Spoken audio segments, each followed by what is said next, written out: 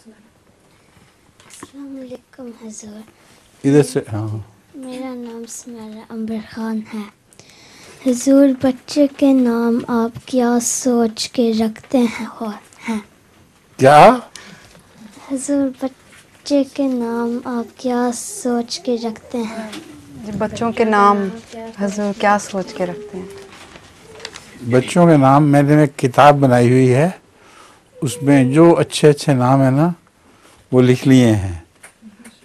تو جب کوئی نام رکھنے کے لیے کہتا ہے تو اس کتاب کو کنسلٹ کرتا ہوں، اس سے پوچھتا ہوں اس کے ماں باپ کا نام، اس کے عزیزوں کے نام کیا ہیں، تو ان کے مطابق وہ نام رکھ دیتا ہوں، اور وہ نام نہیں رکھتا جو پہلے سے ان کے گھر میں ہے.